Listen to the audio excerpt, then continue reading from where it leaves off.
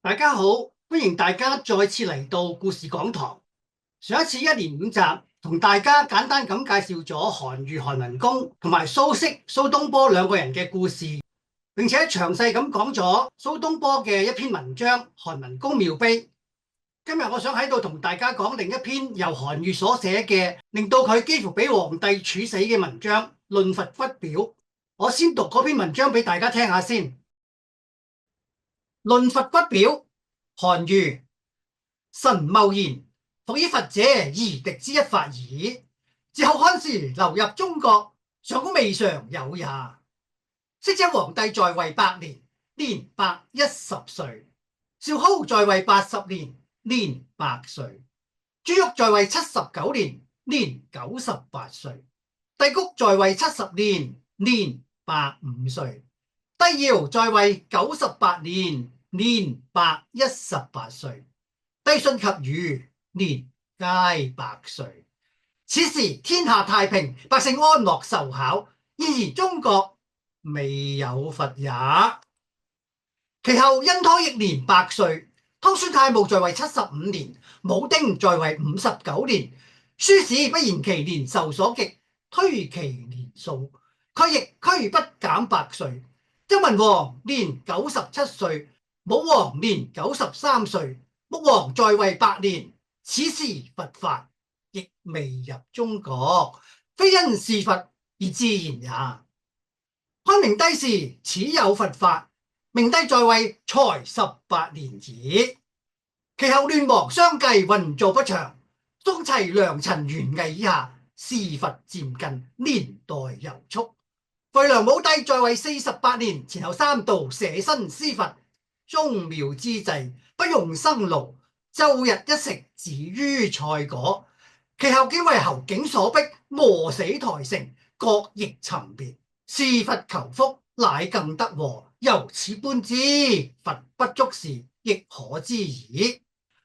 高祖始受隨善，則以隨之。當時群臣才識不遠，不能深知先王之道，古今之言，推展性命，以救私弊。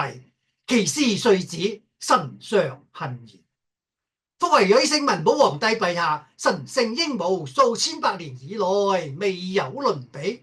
即位之初，即不去道人為僧尼道士，又不去創立寺觀，臣常以為高祖之治必行於陛下之手。今縱未能即行，豈可自知轉令性也？今聞陛下令群僧迎佛骨於鳳牆，預留以觀，如入大內，又令諸寺遞迎供養，臣雖自愚，必知陛下不惑於佛，作此崇奉，以祈福長也。直以年豐人樂，殉人之心，為京都時樹，設詭異之觀，戲玩之具矣。安有聖明若此而肯信此等事哉？然百姓愚明，疑惑難曉。久見陛下如此，將為真心事佛。皆聞天子大聖，又一心敬信，百姓何人豈合更識新命？分頂燒紙，80圍群，解衣散錢，自招自無。轉相仿效，唯恐後時老少奔波，棄其業次。又不積加禁壓，更力誅治，必有斷臂聯身，以為供養者。傷風敗俗，傳紹四方，非世事也。夫佛本夷狄之人，與中國言語不通，衣服殊製，口不言先王之法言，身不服先王之法服，不知君臣之義，父子之情。假如其身至今尚在，奉其國命，來朝京師，陛下容而接之，不過宣政一件，禮賓一設，賜衣一輯，為而出之於境，不令惑眾也。況其生死已久，枯朽之骨，空位之餘，豈而令入宮禁？子曰：敬鬼神而遠之。古之諸侯行弔於其國，上令無足，先以屠獵，忽除不祥，然後盡弔。今無故取朽位之物，親臨觀之，無足不先，屠獵不用，群臣不言其非，御史不舉其失，臣實恥之。乞以此骨付之有司，投諸水火，永絕根本，斷天下之義，絕後代之惑，是天下人之大聖人之所作所為，出於尋常萬萬也。豈不成哉？豈不快哉？忽如有令能作禍祟，凡有殃救而家臣身，上天鑒臨，身不怨悔，無任感激懇懇之至，謹奉表以聞，臣謀誠惶誠恐。好啦，篇文章就讀完啦，而家就係要講解文章內容嘅時候。不過喺未講呢篇文章之前，我必須要先介紹一下韓愈寫呢篇文章嘅背景先，咁樣大家先至會知道點解韓愈會寫出一篇咁激嘅文章，令到後世人對佢有兩極分化嘅睇法。佛教徒對佢恨之入骨，而傳統嘅讀書人對佢嘅評價咧就甚高嘅。我哋都知道有唐一代開國之局咧係相當唔錯嘅。早期雖然有李世民同太子李建成嘅帝位之爭，因而有玄武門之變嘅倫常慘劇。畢竟呢啲係帝王家事，與百姓無關嘅。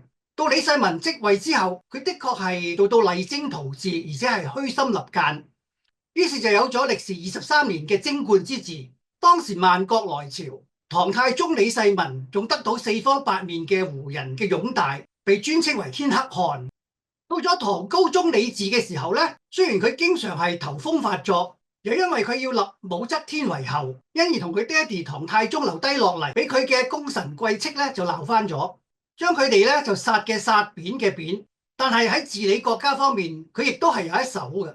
對內佢進一步延續咗貞觀之治嘅成績，對外咧佢又平定咗西突厥嘅叛亂，同埋征服咗高句麗，完成咗佢老爹唐太宗未了嘅心願。到咗武周時期，即係武則天先廢自己個仔唐中宗李顯，專立另一個仔李旦為帝，而自己臨朝稱制，跟住又由李旦內禪翻俾佢，佢就改國號為周。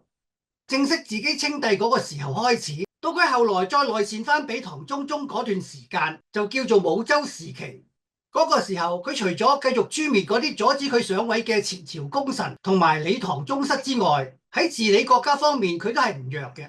佢興修水利，鼓勵墾荒，減輕賦稅，又用軍事同埋外交嘅手段穩定咗周邊國家嘅關係。因此喺武周一朝，國家其實係好安定嘅。後來武則天被迫讓翻個皇位俾唐中宗，國號又改翻為唐。中間雖然又經過韋后同埋太平公主之亂。因為時間好短，唐朝嘅國運咧並無太大嘅變化。到咗唐玄宗李隆基平定太平公主之亂，接過父親李旦禪讓俾佢嘅帝位。由於承接開國以來嘅強盛國力，佢自己即位之初咧亦都相當有魄力嘅，而且任用賢相，例如姚崇、宋景、張九齡呢啲人，佢哋協助唐玄宗整頓吏治、改善民生，於是就有咗開元盛世呢個局面。開元盛世係有唐開國以來國力嘅巔峰，但係所謂日中則側，太陽到咗天嘅正中央，無可避免就要下沉噶啦。同樣道理，大唐到咗盛世就要沒落，沒落嘅第一步就係李隆基錯用咗一個口蜜腹劍嘅人李林甫做宰相。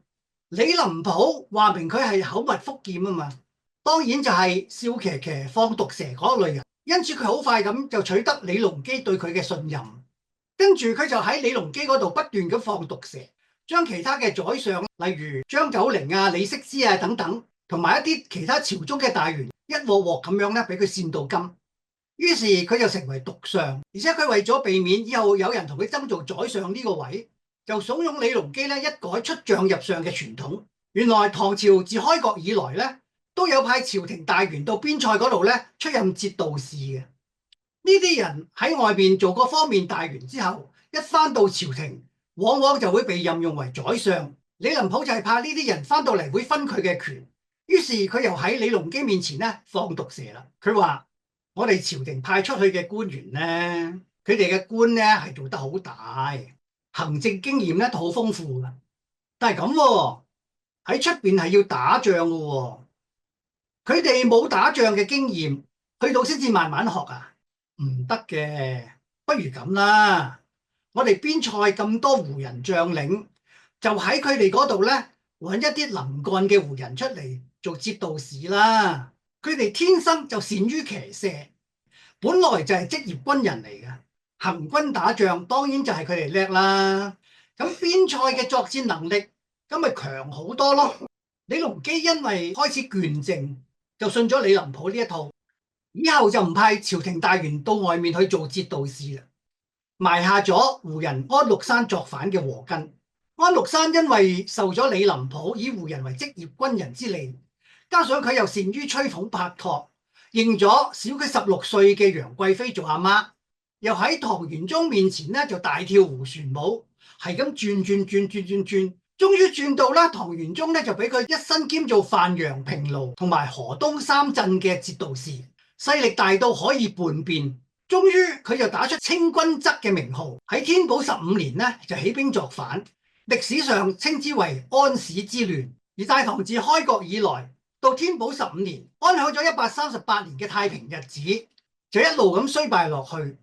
當然喺衰落嘅期間呢，唐帝國亦都係有起起伏伏嘅過程嘅。而最終令唐帝國覆滅嘅原因呢，大概就有呢4點：第一，節度使專橫，財政經常不上繳朝廷；第二，宦官干政，濫殺大臣，甚至廢立皇帝；第三，朋黨勾連，彼此互扯後腿，冇辦法正常咁樣開展工作；第四，崇道令罰，令到朝廷稅收大減，冇人充兵服役。呢4個問題基本上都冇辦法解決，可謂招招致命。由於我要講嘅係韓愈嘅論罰骨表，所以第1、2、3呢3個問題我就唔喺度多講啦，先集中嚟講講同佛有關嘅嘢先。或者我想喺度先講講佛陀成道嘅經過先。眾所周知，佛陀本來係印度釋迦族嘅一位王子，因為感受到生老病死之苦，於是毅然出家去求解脫之道。經過重重嘅磨難，佢終於喺菩提樹下悟道。不過就喺佢即將悟道成佛嘅時候咧，天魔波旬就嚟阻止佢。天魔將貪嗔癡幻化為3大美女，喺佛陀面前做出各式各樣嘅挑逗姿態，企圖令佛陀入魔而不能成道。不過呢一招唔靈，天魔失敗咗，於是波旬又發動魔兵魔將咧，就去衝擊佛陀。就喺呢個時候，天龍八部出現，做出一個保護罩，令到佛陀不致受到傷害。佛陀終於成佛。不過天魔並未死心，佢對佛陀話：你講你已經成佛啫，邊個可以做證啊？於是佛陀以手觸地，然後話：我以大地為證，我已經證得無上正等正覺。就喺呢個時候，大地震動，大地之神出現，證實釋迦牟尼所講嘅說話。天魔終於徹底失敗，不過天魔仍未死心，佢同佛陀講：雖然我而家冇辦法擊倒你，但係到你同呢個娑婆世界完盡，你入滅之後，我就會毀壞你嘅佛法。我會叫我嘅魔子魔孫着起僧衣，口稱你嘅名號，而去破壞你嘅僧團，直到最後冇人再信你嘅佛法為止。佛陀當時冇回答天魔，不過喺佢傳法幾十年間，佢曾經同人講過，喺佢入滅幾千年之後咧，佢嘅佛法就會被毀壞殆盡㗎。喺呢個時候，彌勒菩薩就會喺兜率天嗰度咧下臨成佛，嚟到我哋嘅呢個娑婆世界，再度傳授正法。並且佢亦都指示大迦葉尊者持佢嘅法物去雞足山嗰度咧入定，靜待彌勒嘅到嚟，將法物交俾佢，作為彌勒成佛嘅見證嘅。嗱，喺呢度大家要注意2點。第一，彌勒將會喺佛法被破壞殆盡嘅時候咧成佛，下臨娑婆世界再傳佛法。所以喺彌勒未下臨娑婆之前，我哋呢個世界根本就唔會有佛。嗰啲咩成願再來啊，乜乜物物轉世啊嘅活佛，全部都係假嘅。因為娑婆世界自釋迦佛入滅之後，再來嘅就只有一個佛，嗰個就係彌勒佛。所以大家聰明啲啦。如果再有人喺你面前話佢係乜佛乜佛，唔使講，呢個一定係假佛。第二，天魔波旬曾經講過，佢會喺佛陀入滅之後，指使佢嘅魔子魔孫去毀壞佛法，特別係佢哋會混入僧團，着起僧衣，然後以假亂真去破壞正法。因此由佛陀入滅嗰一刻開始，佛陀嘅正法就逐漸咁咧係受到破壞，越到後來咧就越嚴重。遠嘅唔講，就講我哋而家嘅香港，俾佛門打假女俠翁靜晶打出嚟嘅假大師、假和尚、假活佛就有一大堆。佢哋唔止係呃錢食肉，仲喺豪華嘅佛殿內咧就發出淫聲浪語，然後又着起袈裟行出嚟，自稱貧尼老衲，繼續去呃錢食肉。呢啲咁嘅魔子魔孫，唔止香港有，大陸仲唔多。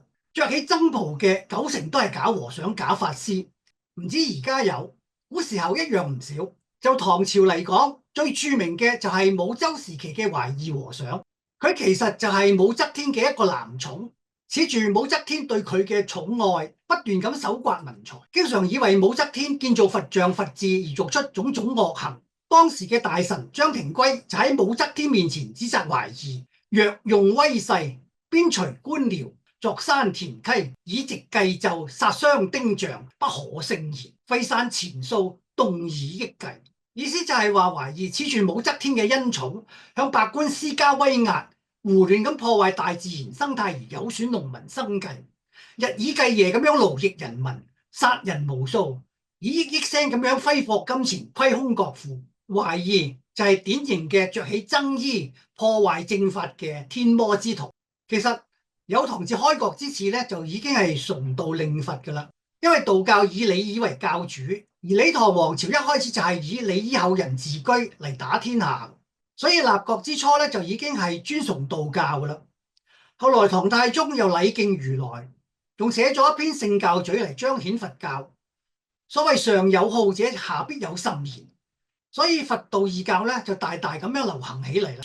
唐太宗唔止崇道尊佛，喺制度上仲立下咗一條規矩嘅：凡道士給田30畝，屢灌20畝。僧尼亦如之，即係話只要你話自己係入咗道，無論佛教又好，道教又好，男嘅咧國家就會俾你30畝地，女嘅就20畝。呢啲都只不過係叫做口分地，即係每個人咧都有嘅基本土地。個別嘅寺廟遇到皇帝一高興，咁就大手筆啦。譬如法院珠林嗰度咧就咁講：長安西明慈恩等寺，除口分地外，別有敕賜田莊。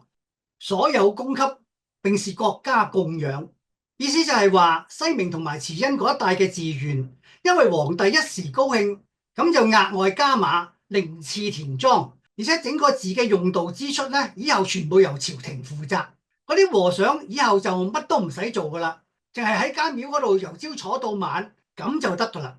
呢啲咁嘅恩賜咧，唔止係一次半次嘅，而係經常發生嘅。譬如西明寺喺高宗時期咧，又被敕賜田園8畝，淨人8房，居50兩，絹布2000匹。呢啲和尚唔止得到莊園、車輛同埋布帛嘅賞賜，仲有上百個嘅雜役服侍佢哋嘅。咁皇帝都喺度猛咁抌錢落寺廟嗰度，嗰啲咁嘅愚民百姓咧，就當然唔會執輸啦，個個死根，寧願飯都唔食，命都唔要，都要掟錢落去寺廟嗰度。搞到後來有人同中宗講：天下之治蓋無其數，一字多陛下一功，壯麗甚矣，用度過之矣。10份天下之財，佛猶700。寺廟起得多到數都數唔清，而且比皇家嘅宮殿咧起得仲靚仲壯麗。全國嘅錢財7、8成都去咗佛寺嗰度，實在係幾得人驚。呢啲咁嘅寺廟唔止得到國家同埋百姓無時無刻嘅供養，佢哋仲可以免繳賦稅、免服兵役同埋徭役。於是好多高門大戶咧就將田產寄名於寺院嗰度，而人咧就被師道為和尚或者尼姑。《資治通鑑》就有咁嘅記載：中宗以來貴戚僧營佛寺，周到為僧，兼以偽妄，富戶強丁，多削發以備徭役，所在充滿。而喺唐睿宗嘅時候，左寶決、新潛亦都講過，中宗孝和皇帝造寺不止，枉費財者數百億，道人不憂免租庸者數十萬，是使國家所出加數倍，所入減數倍，倉不停卒稅之儲，庫不儲一時之帛，奪百姓之食以養殘凶，剝萬人之衣以圖土木。《資治通鑑》同埋新潛所講嘅就係話嗰啲有勢力嘅人士，官商鄉黑咁互相勾結，以做佛寺為名，私盜自己人同埋佢哋嘅奴僕為僧尼道士。咁樣佢哋嘅田產就唔使繳納賦稅，而人就唔使服兵役同埋徭役。因為咁，國家就搞到倉不停捽稅之處，庫不儲一時之白。意思就係話國家俾呢啲咁嘅假剃頭，搞到糧倉由年頭到年尾咧都儲唔夠糧，而庫房嘅錢咧就少到隨時發唔到薪水。而呢啲咁嘅假剃頭究竟係乜嘢人呢？生前就直接話佢哋係奪百姓之食、剝人之衣嘅殘兇。呢啲咁嘅殘兇唔止係受國家供養奪百姓嘅衣食，佢哋嘅搞錢手段咧，簡直係匪夷所思。佢哋將百姓供養俾佢哋嘅錢，以無盡藏嘅名義咧借貸出去，名義上又叫做幫助人哋渡過難關，其實係發放高利貸，因為佢哋所收嘅息口咧可以高達本金嘅2倍。用人哋嘅錢去放債，本來就係唔啱噶啦。除咗本金之外，仲要收人哋200% 嘅利息。呢啲咁嘅假剃頭，大家話係咪食人掠骨？呢啲咁嘅損害國家利益、剝奪百姓衣食嘅殘兇，喺韓愈以前咧就不斷咁樣受到抨擊噶啦。譬如有人話今道人私盜者數十萬，其中高戶多丁，揭傷大鼓，毀作台符，讚名為盜，且各計軍防，並養丁口。今丁皆出家，兵息入道，征行租賦，何以備之？意思係話嗰啲人口多、有勢力、有門道嘅奸詐之徒，耍手段偽造文書，就可以混入和尚道士行列。要交稅嘅時候，個個都話自己係出家人；要服兵役嘅時候，就個個話自己係道士。咁國家又點會收到稅？又點會有人去保衛疆土呢？有人話出家者皆是無識下劣之流，今天下爭道，不耕而食，不織而衣，講作危言險語，以惑愚者。一爭衣食，稅計3萬有餘，5丁所出，不能至此。意思就係話嗰啲出家人本質上個個都係無賴，呢啲咁嘅唔耕田就有得食，唔織布就有衫着嘅假剃頭，專講啲蠱惑人心嘅說話去呃人。呢啲人一年嘅用度就要3萬幾錢，5個普通人一年嘅收入都唔夠佢哋用。